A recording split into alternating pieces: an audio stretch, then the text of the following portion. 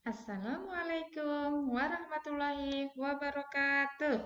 Kaifalukum anak-anakku yang solih dan solihah. Semoga saja kalian semuanya dalam keadaan sehat dan semangat. Anak-anakku yang solih dan solihah, hari ini jumpa lagi dengan Bu Erna. Kita akan belajar tentang menulis huruf-huruf hijaiyah sambung. Nah, kemarin kan kita sudah belajar tentang menulis huruf-huruf hijaiyah secara terpisah. Nah, sekarang hari ini kita akan belajar menulis huruf hijaiyah secara sambung. Tapi sebelum belajar, Bu Erna akan mengecek kegiatan kalian hari ini. Pastikan kalian semuanya sudah mengawali hari ini dengan ngaji morning dan sholat duha. Nah, kalau sudah semuanya, yuk kita awali kegiatan belajar hari ini dengan membaca basmalah bersama-sama. Bismillahirrahmanirrahim. Baik, fokus ya. Anak solih, siap.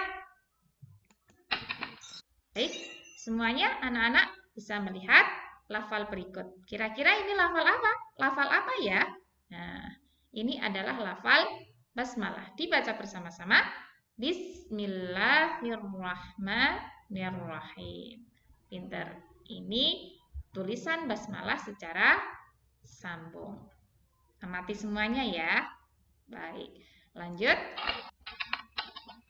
Kita belajar tentang menulis huruf Arab sambung. Tapi sebelumnya Bu Erna mengingatkan kembali, kemarin sudah Bu Erna mengingatkan, tapi tidak bosan-bosan Bu Erna mengingatkannya, menulis huruf Arab atau huruf hijaiyah itu adalah dimulai dari sebelah kanan. Kanan itu sini, kemudian ke kiri. Paham ya?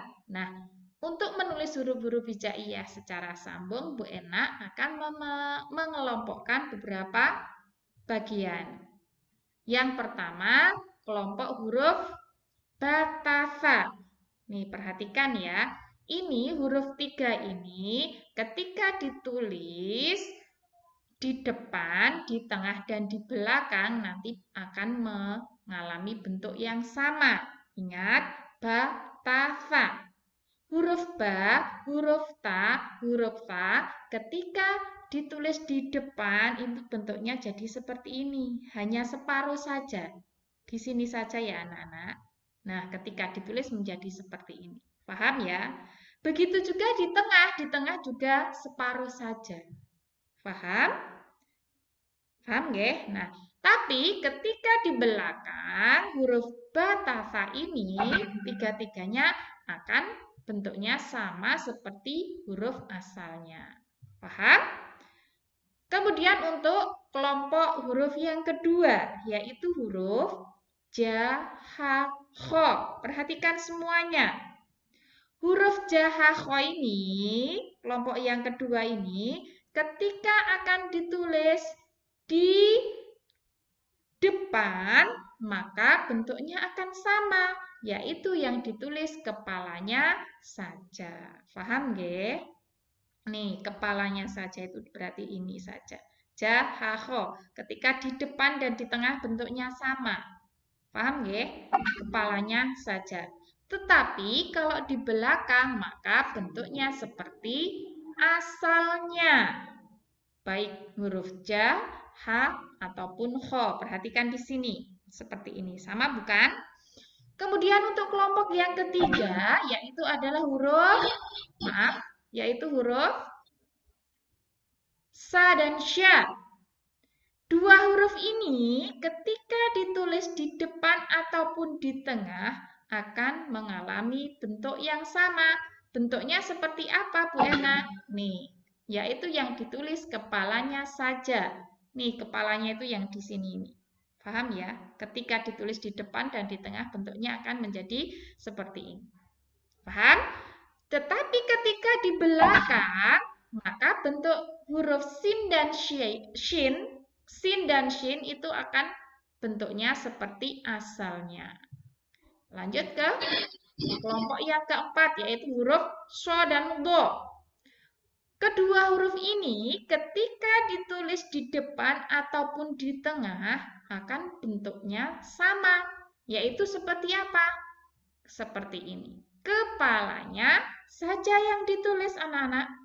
Paham nggih? Ini adalah kepala, kemudian yang badan itu yang di bawahnya ini. Tetapi kalau di belakang kedua huruf ini bentuknya sama seperti huruf asalnya. Kemudian untuk kelompok yang kelima yaitu huruf to dan do, sangat mudah karena ketika ditulis di depan, di tengah, dan di belakang hurufnya seperti ini. Paham nggih? Kemudian yang keenam yaitu huruf ain dan ghain. Ketika mau ditulis letaknya di tengah maupun di depan, yang ditulis adalah kepalanya saja. Perhatikan semuanya. Kepalanya saja, yang kecil ini saja. Perhatikan semuanya. Tetapi kalau di belakang, ain dan ghain ini bentuknya jadi seperti ini anak-anakku. Perhatikan semuanya. Fokus ya. Untuk kelompok yang ketujuh yaitu huruf fa dan o.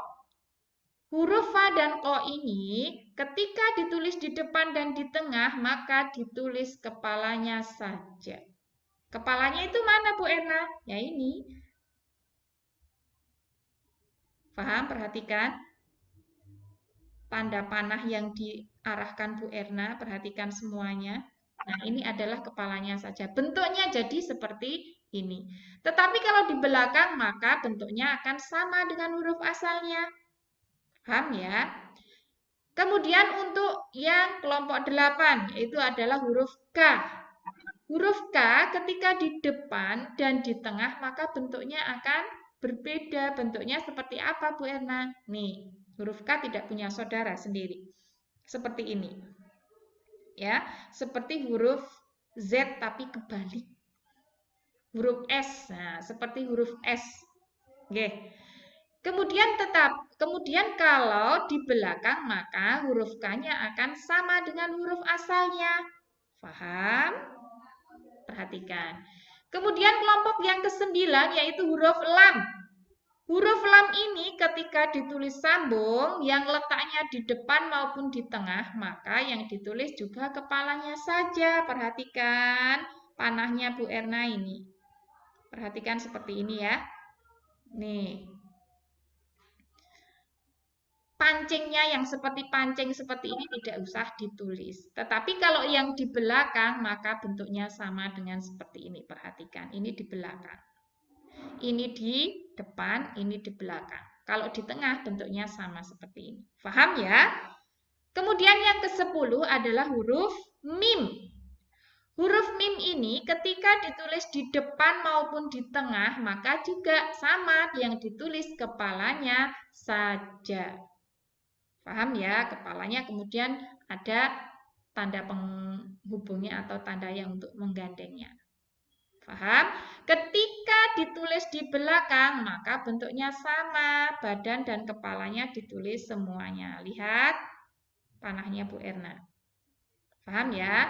Lanjut ke huruf yang ke-11. Kelompok yang ke-11 yaitu sendiri hurufnya, yaitu huruf nun. Huruf nun ini ketika ditulis di depan maupun di tengah, maka yang ditulis adalah separuh saja. Separuhnya, tidak badan utuh. Kalau badan utuh itu semuanya ini seperti ini. Tetapi kalau di depan dan di tengah, bentuknya jadi seperti ini. Fokus lihat panahnya Bu Erna. Nih, entah itu di depan ataupun di tengah, maka bentuknya jadinya seperti ini. Tetapi kalau di belakang, maka bentuknya sama. Kelompok yang ke-12 yaitu huruf apa ini anak-anakku yang solih dan solihah? Pintar. Ini adalah huruf H.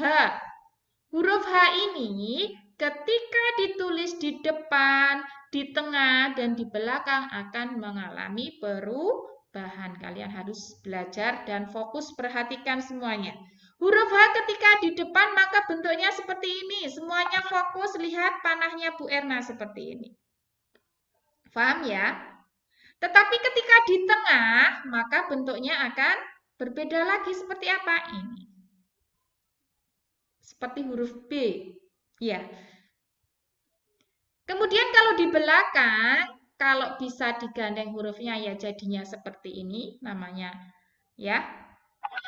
Tak marbutoh, ini tak marbutoh kayak tak marbutoh nggih. Nah, seperti ini ya, huruf H. Kalau di belakang bisa digandeng bentuknya seperti ini. Kalau tidak bisa digandeng atau disambung, maka bentuknya akan tetap seperti ini. Kemudian yang terakhir adalah huruf ya. Huruf ya ini ketika letaknya di depan maupun di tengah, maka yang ditulis separuh saja. Seperti huruf ta, seperti huruf ba. Paham nggih? Tetapi kalau di belakang, maka bentuknya seperti ini. Yang tadinya kepalanya ini tidak usah ditulis, bentuknya jadi seperti ini. Perhatikan. Semuanya fokus, lihat panahnya Bu Erna. Bagaimana? Mudah bukan? Nah, kita akan belajar ke tugas ya, kita mencoba. Nah, anak-anakku yang solih dan solihah, di sini ada 6 soal. Bu Erna mencontohkan satu saja, nanti untuk yang nomor 2 dan sampai nomor 6, itu nanti kalian kerjakan di kolom untuk jawab ini. Jangan lupa nanti difoto dan kirimkan di Google Classroom. Paham ya? Nah, kita akan mencoba. Futiha, huruf Fa tadi yang ditulis adalah ketika di depan ini adalah di depan, berarti huruf Fa-nya ini berarti yang ditulis kepalanya saja, bentuknya jadi seperti ini. Perhatikan. Kemudian huruf Ta, huruf Ta-nya ini di tengah. Ketika di tengah ataupun di depan, itu maka ditulis separuh saja. Bentuknya jadinya seperti ini. Paham? Kemudian yang ini, ketiga ini adalah huruf H. Huruf H ini ketika letaknya berada di mana ini? Pinter. Ini adalah letaknya di belakang. Maka bentuknya adalah sama. Perhatikan panahnya. Fokus, lihat antara soal dan jawab adalah bentuknya sama. Paham nggih? Itu tugasnya nomor 2 sampai nomor 6. Silahkan untuk belajar menulis sambung diletakkan di kolom ini. Ingat, menulis huruf Arab adalah dari sebelah kanan ke kiri. Hati-hati nggih. Ada beberapa huruf, yaitu ada 6 huruf yang tidak bisa disambung. Yaitu huruf apa? Huruf alif, itu tidak ada saudara, huruf alif. Kemudian saudara huruf dada, habis da kan huruf da. Kemudian saudara kedua yaitu roza, gitu. Habis huruf ro adalah huruf za. Roza. Adada roza. Ditambah wa dan a. Nah, ini cara menulis ini besok kita akan belajar di pertemuan selanjutnya. Paham ya? Baik. Kita akhiri kegiatan hari ini dengan mengucapkan hamdalah bersama-sama. Alhamdulillah Rabbil alamin. Ingat, jangan lupa tugasnya tadi difoto dan dikirimkan di Google Classroom.